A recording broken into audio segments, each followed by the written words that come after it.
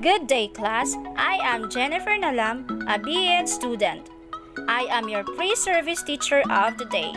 For today's lesson, let us tackle about Mead and the social self. At the end of the lesson, students will be able to identify the people that influence as a person through an activity, My Circle of Influence.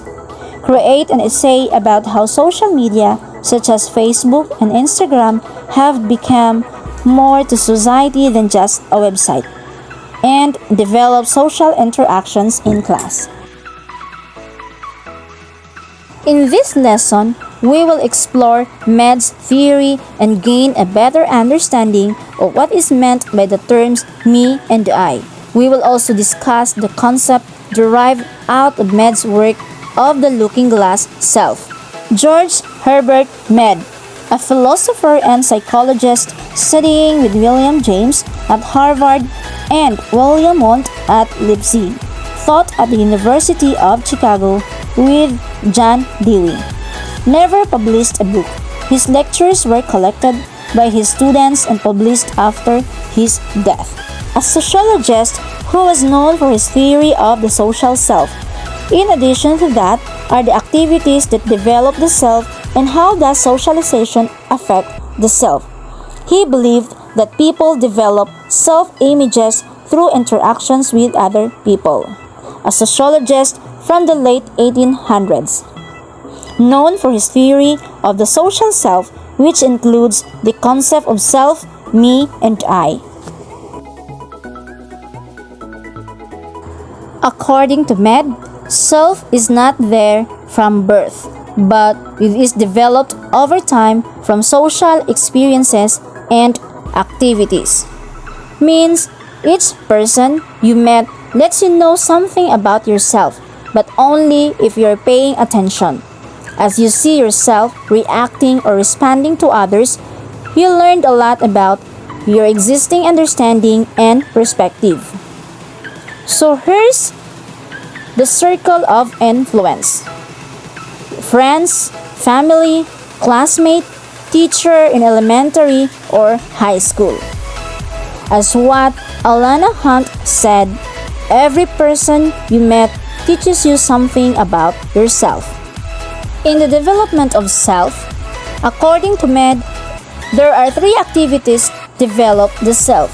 We have language, play, and games.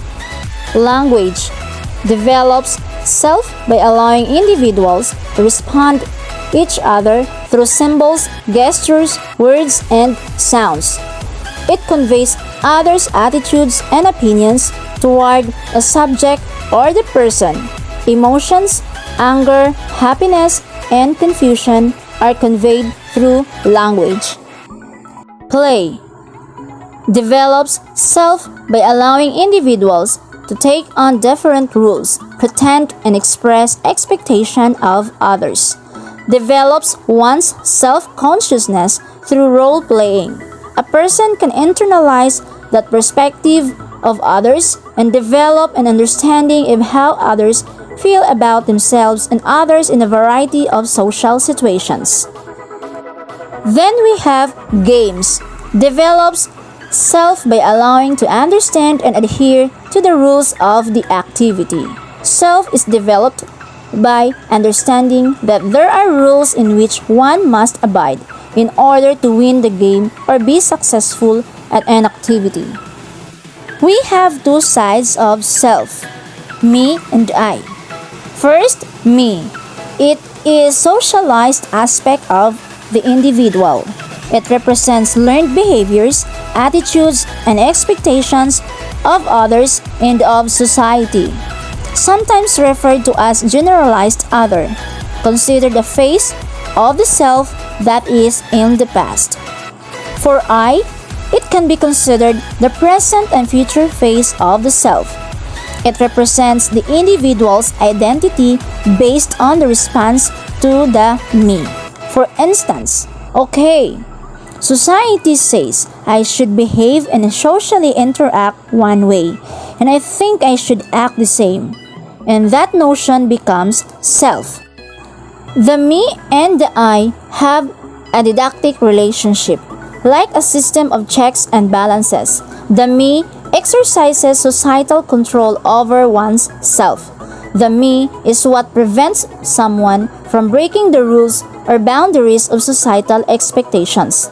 The I allows the individual to still express creativity and individualism and understand when to passively bend and stretch the rules that govern social interactions. The I and the me make up the self. As George Herbert Mead's theory of generalized others. So the two sides of self, the I and me. For me, the generalized other. The viewpoints, attitudes, and expectations of society as a whole. Game stage yields one of Mead's best-known concepts, generalized other. In generalized other, the attitude of the entire community. It is important that a person can take the rule of the generalized other to develop a complete self.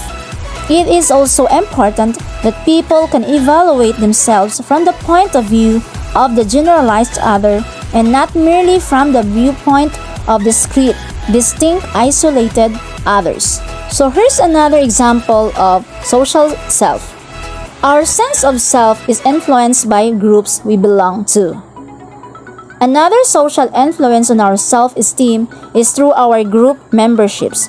For example, we can gain self-esteem by perceiving ourselves as members of important and valued groups that makes us feel good about ourselves. The importance of social self. Social self, it refers to how we perceive ourselves in relation to others. It involves relationship, building, empathizing, and communicating. A healthy or not so healthy social self will also impact our overall mental well-being and ability to meet life goals. Why social interaction is important in understanding the self. Throughout our lives, the way we learn to interact with others and build relationships has a major impact not only on our social lives but our physical, mental, and emotional health as well. Avoiding social isolation can even help you live longer with a higher overall quality of life. To check your understanding about our lesson for today, I want you to answer the following questions. I want you to write an essay about how social media, such as Facebook and Instagram, have become more to society than just a website. Please follow the rules in writing. For your assessment, here's the direction for multiple choice. Choose the letter that corresponds to your answer by encircling it. And then, for true or false, write true if the statement is correct or false if otherwise. Goodbye, class! Hope you learned something for today's lesson.